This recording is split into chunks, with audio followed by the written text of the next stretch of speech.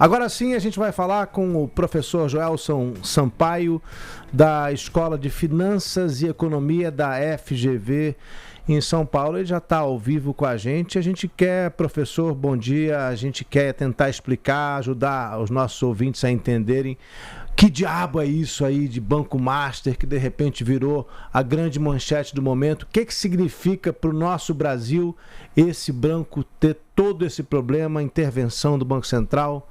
Dá uma ideia para todo mundo entender, professor? Bom dia. A semana foi marcada, né, por esse evento do Banco Master. Basicamente, quando um banco ele entra em liquidação extrajudicial, é um entendimento que o Banco Central tem de que aquela instituição ela não tem mais condições de operar. E aí, nesse caso, que é o que aconteceu com o banco, a partir de agora, ele deixa de operar como banco comercial, ele passa por intervenção do Banco Central, ele entra em liquidação. O que significa isso? Venda dos seus ativos para honrar todos os seus credores. E, adicionalmente, nós temos ali o Fundo Garantidor de Crédito, né, no limite de até R$250 mil, honrando, né, os investidores que fizeram ali compras de alguns ativos, não todos, especificamente CDBs, LCIs, LCAs, no limite de até R$250 mil. Professor, o Banco Master é um banco relativamente novo, mas a instituição em si é uma instituição antiga, que foi vendida, mudou de nome, mudou a gestão, né, que era Daniel Vorcaro, que foi preso ontem. O que a gente pode dizer do banco em si? Porque hoje em dia a gente tem uma infinidade de tipos de bancos, né? E para as pessoas que não estão acostumadas com esses serviços, fica um pouco confuso. É um banco normal, que nem outros bancos que a gente tem? É um banco de investimentos? É um banco para pessoas que tem mais dinheiro? Que tipo de instituição financeira é essa? Excelente pergunta. É um banco pequeno, e geralmente os bancos pequenos eles têm mais risco, tá? Em relação aos grandes bancos, né? As grandes instituições financeiras do país.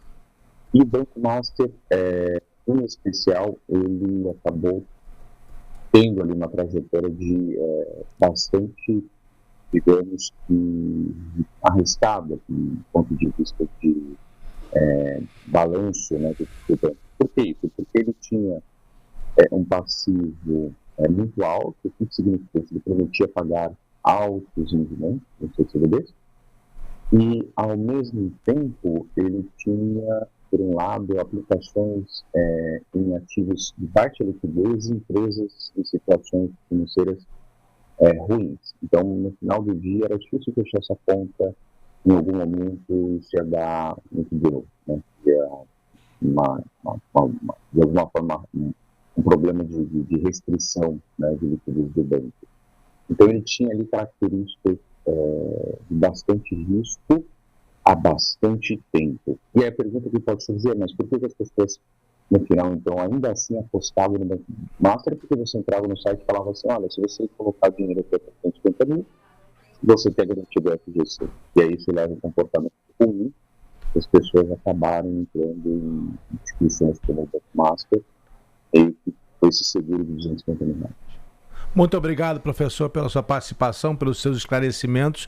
A gente vai aos poucos entendendo cada vez mais o que significa isso, o que representa essa crise no Banco Master, né, Dani?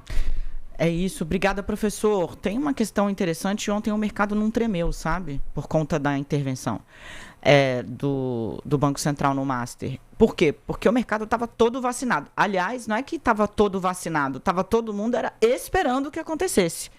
Tipo assim, quando é que vem? Quando é que vem? Em março, já houve uma cobrança muito forte. Cadê o Banco Central? Não vai agir? Porque em fevereiro, como eu contei aqui, né, a diretoria de fiscalização do BC falou: meu amigo, esse seu balanço aqui não fecha. Posso trazer um bastidor? Vamos lá. Sobre o assunto? Tem uma questão que me chamou bastante atenção nas apurações de ontem, que é, a partir do momento em que o Banco Central passa a olhar com lupa as operações do Master, ele só conseguia fechar os balanços com aportes do próprio Daniel Vorcaro. Então, o que ele fazia? Ele pegava a papelada, no final não fechava a conta, né? Ficava lá um déficit e ele tirava dinheiro dele do bolso e fazia o aporte. E aí o Banco Central começou a falar, assim, em vez de ajudar, piorou. Porque a pergunta era, como que um banco que está insolvente, ou seja, numa situação ruim, tem o seu principal acionista com bala na agulha para fazer aporte para fechar balanço? De onde vem o dinheiro que está no bolso? Desse cara? De onde que está vindo esse dinheiro? Ou seja, amigo, a situação dele não é fácil. Ontem ele teve audiência de custódia. A prisão do Daniel Worcaro é preventiva. Ou seja, não tem prazo para expirar. A PF ontem cumpriu mandados de prisão temporária. Prisão temporária é um limite de 5 dias, podendo ser renovado por mais 5. E preventivas, que são sem limite, não tem data para acabar, acaba quando a justiça entender que não tem mais risco para a investigação. Worcaro está nessa segunda hipótese, a defesa dele vai entrar com habeas corpus. Ô Dani, agora há pouco a gente estava falando também sobre o afastamento do diretor do BRB, do Banco de Brasília. Está fora do Brasil faz um tempinho, inclusive. E ele foi afastado porque ele pode ter sido conivente com o que aconteceu. No mínimo leniente, porque colocou 12 bilhões de reais do BRB em letras furadas. E, de novo, né? Não dá para dizer que foi pego desavisado, porque, como eu falei, o mercado inteiro estava esperando uma ação mais incisiva em cima do Banco Master. A gente está falando do BRB, do Banco de Brasília, mas tem que falar também da Rio Previdência, que, bom, dependendo da fonte, a gente está vendo aqui que passa de 2 bilhões o que eles colocaram lá e compromete o dinheiro do fundo em 8% pelo menos. Tem que entender o que vai acontecer, porque eles são responsáveis pelos pagamentos das aposentadorias dos servidores lá no Rio. Cláudio Castro está dizendo, não, vai estar tudo certo, imagina, está garantido, mas não é pouca coisa, 8% não é pouco, é muito dinheiro.